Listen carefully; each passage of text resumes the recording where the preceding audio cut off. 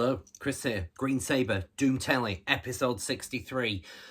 Doing a little challengey, not really a comp is it, or whatever it is, it's just one of the challenges today's video. So, it's the Metal Mickey, I think it was Metal Mickey, wasn't it? I should have checked this before going on air.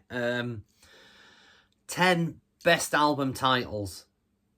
So it's that one that I'm doing. So I've got 10 picked. I think there's some duplicates that I've seen on other people's. There are others that I've definitely seen on other people's. So I thought, right, I'll try and avoid that. And other ones where I thought, nah, I want to show it. So fuck it, I'm not going to avoid it. So yeah, we'll get on with that. But I'll do my usual info roundup beforehand. So updates. CROWSBLOOD. About to get back at it. I'm on my holidays very shortly. So when I get back off of that, we're going to get back at it in earnest. We've got 4 songs nailed, basically. And I think we're going to step it up a bit now once we move back and sort of like and try and get... We're hoping to get around 8 songs for the album that we're going to record at the back end of the year.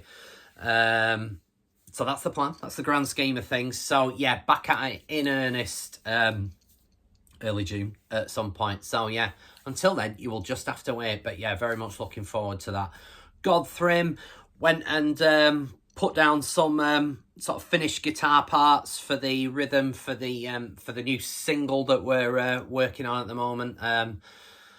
Sort of got 2 songs worth. Don't know whether that's going to be 2 singles yet. You'll just have to wait and see. But yeah, went and put them down last weekend, as it were. Yeah, really good sounding, tone-wise. Jesus Christ, can't wait for you to hear them. It's heavy as hell. Yeah, really looking forward to you hearing them. And great to record, great songs. So yeah, that's going nicely. Green Sabre, we haven't rehearsed since the last update. Again, that'll happen once I'm back off of holiday. But yeah, we're all in a good place. We've sort of, you know, the dust has settled now on Gaz going, and yeah, we're all feeling pretty good about it, really. Like I say, I'm not going to go into any massive detail on it. It was just one of them where a culmination of many things that came to a head.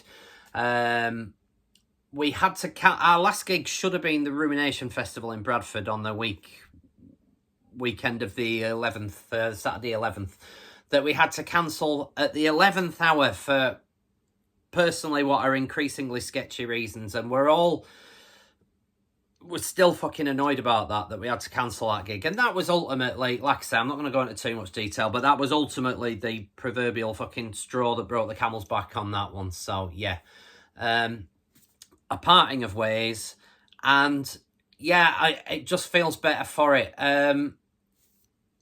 I wrote most of stuff anyway. Gaz did have an input on Mountain, one of the new ones. So yeah, but yeah, rest of it wise was me. So it's not really going to affect the writing process moving forward. It's not going to affect the recording process moving forward. And yeah, it feels good to draw a line under it, quite honestly. Sort of the, you know, on reflection, sort of looking back on it, there was a part of me thinking, were we a bit knee-jerk? And no, we weren't.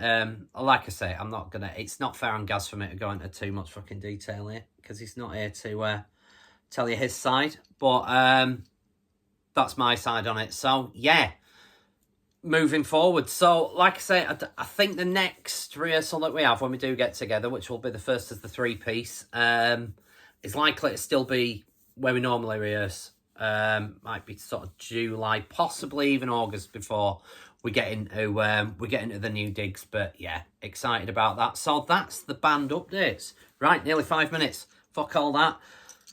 Let's crack on. So yeah, I'm almost certain it were Metal Mickey's challenge to tell us your 10 favourite album titles.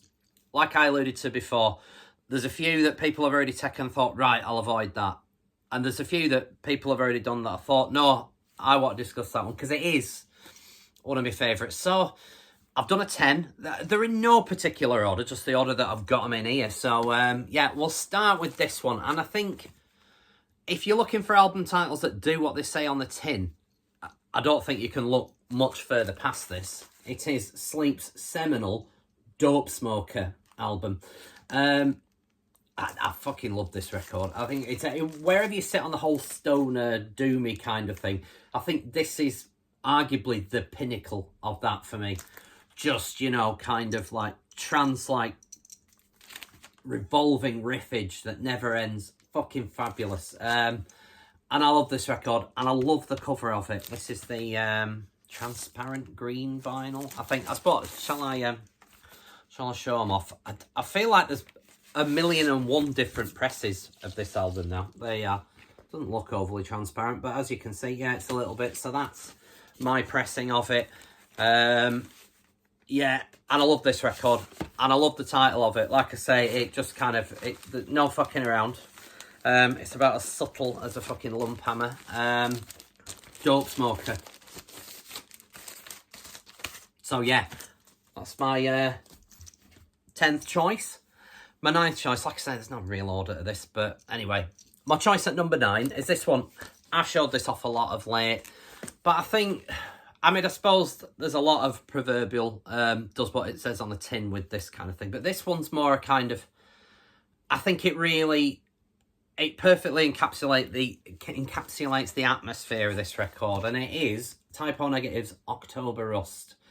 I think it's a lovely, I really like the description, October Rust, to sort of, you know, the changing of the seasons into autumn when the leaves and everything all goes a sort of rust brown colour. And yeah, I think it's a really great description for an album that is just dripping in atmosphere, an atmosphere that you feel like you're in an autumnal forest while you're listening to it.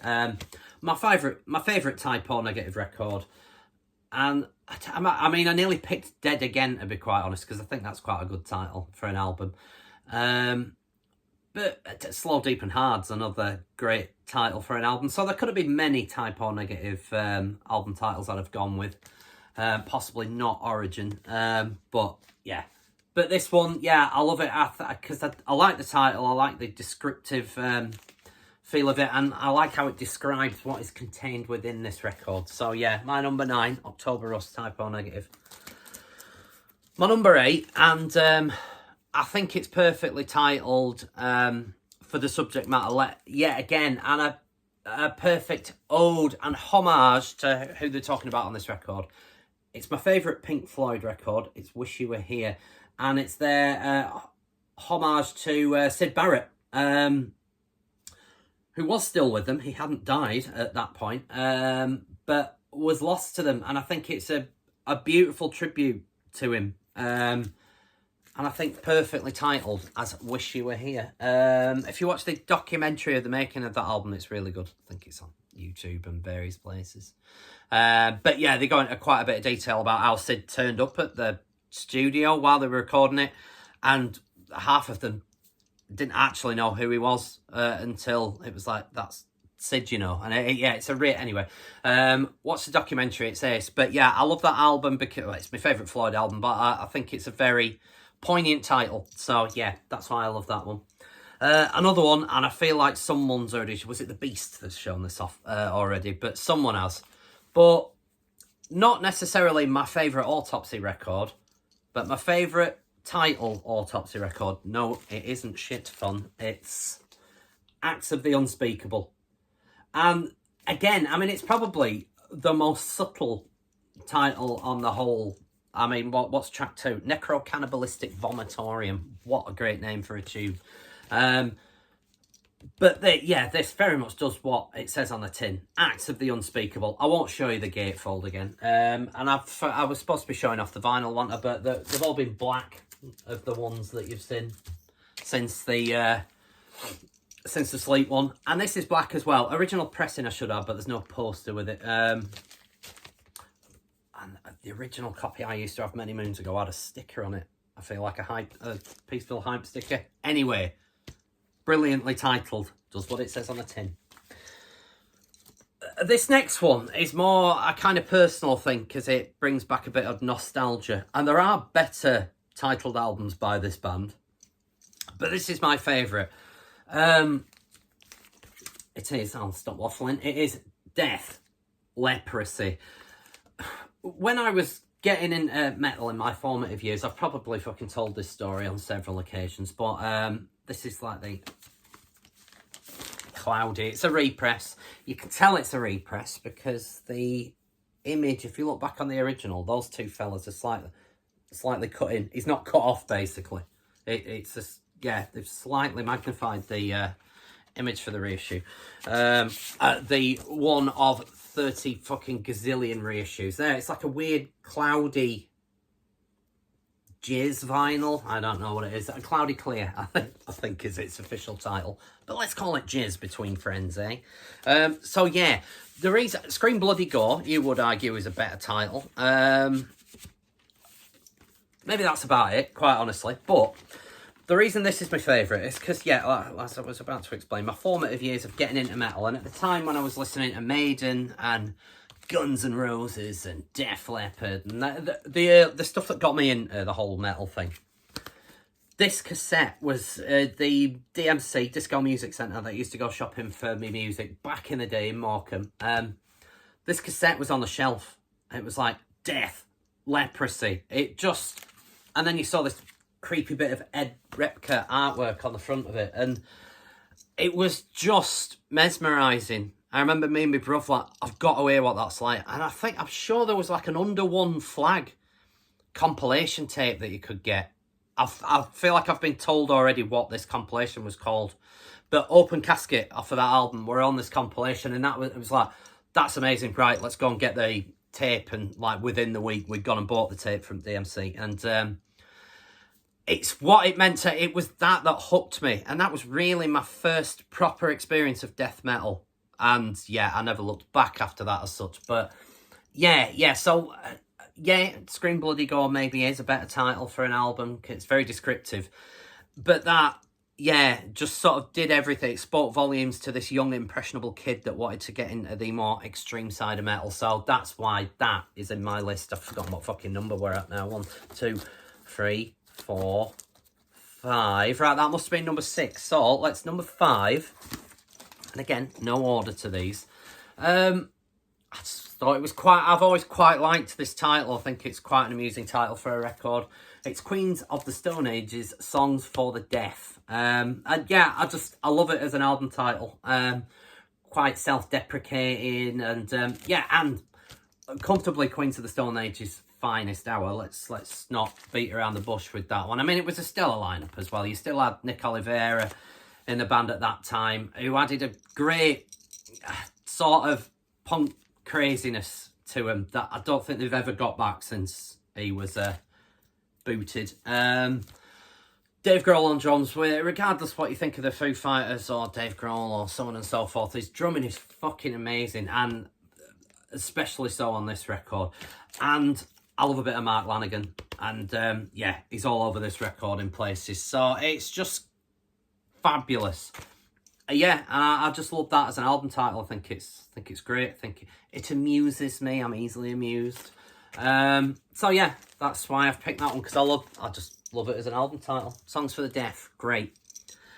My number 4 that I also love as an album title, because there's a sort of viciousness and anger about it. And obviously there's a whole viciousness and anger about the whole fucking record, but Godflesh's seminal Street Cleaner, again, just black vinyl, as was that one.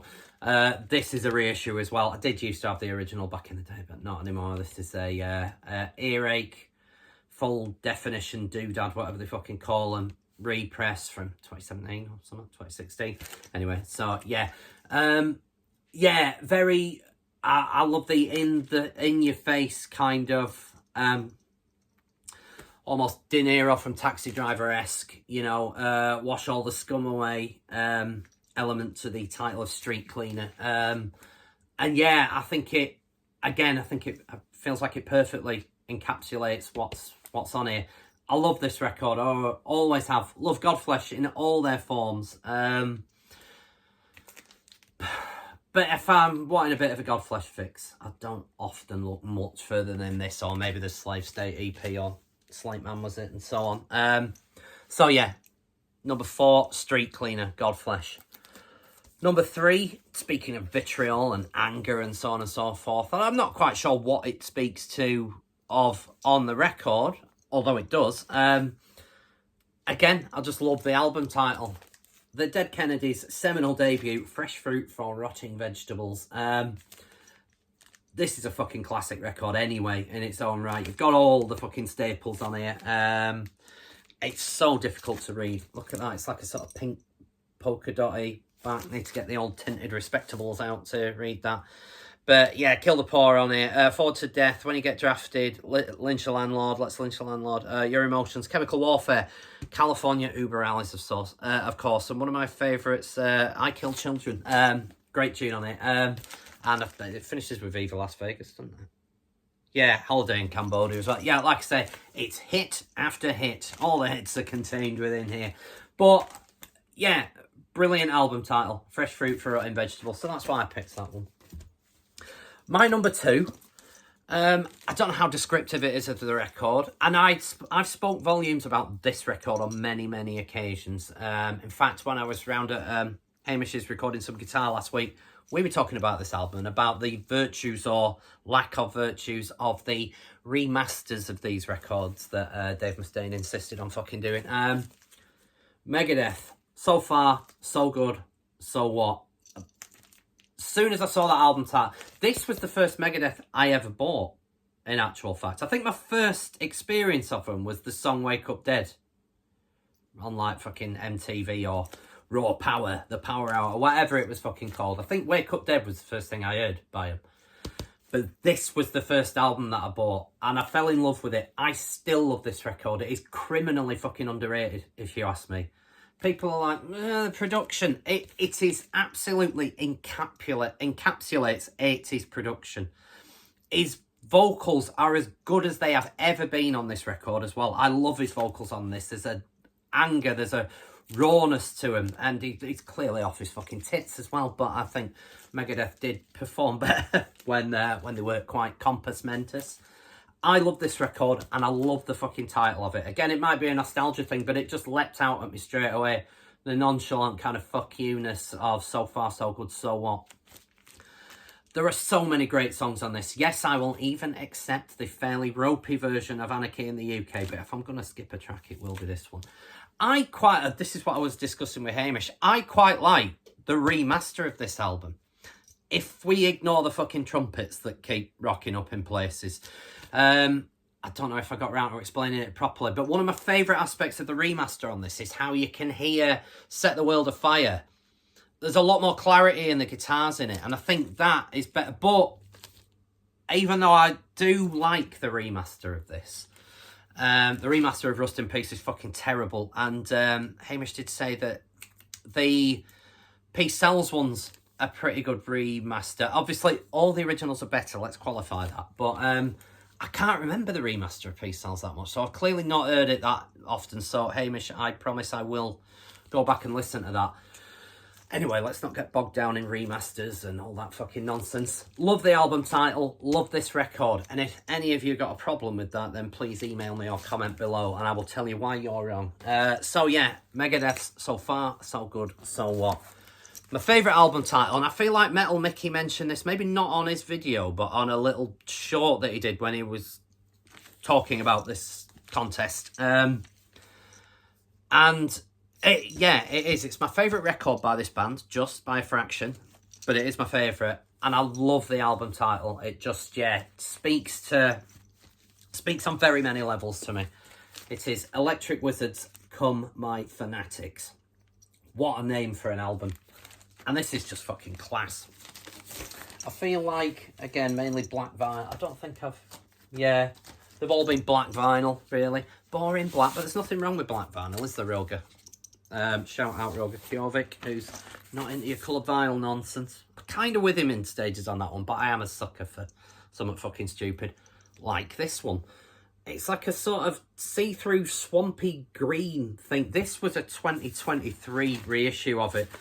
There's been a few reissues of it, but like some of the reissues go for fucking insane amounts of money. And I was dead lucky to walk into Crash Records in Leeds, shout out Crash Records in Leeds, on the fucking day that this 2023 reissue rocked up in shop. So, right, I'll have that. I finally got it on vinyl. I've got it on CD upstairs somewhere, but yes, finally got the vinyl copy of it. love this record. Love the title of it, Come My Fanatics. Right, 20 minutes. I could wrap that up. You don't need to hear any more of me. So that was my entry into Metal Mickey's 10 of your favourite album titles. I was going to do... Mark G with a C did a Discogs, what's the most expensive records in your collection according to median Discog prices, such like. So I might do that for the next video, which won't be for a while. I'm going on holiday now for 10 days, so it's probably going to be 2 weeks now before you see my fucking ugly mug beaming into your homes for the next video. But when I get back, I'll have a Cocoa Pop head. I usually do when I've been sunning myself. But yeah, when I get back, that's likely the video that I'm going to do. But until then, thank you for watching. Thanks for my 1 subscriber that I got. Fuck you to the other subscriber that then decided to leave. Don't waste my time, people. So I'm still at 188. But it's not about figures, is it, kids? But anyway. So yeah. Thanks for watching. Thanks for liking and subscribing. If you've not, please do so. It's all about, you know, numbers, figures, and shite like that. And until I get back from sunny España, I will see you anon. Take care, guys.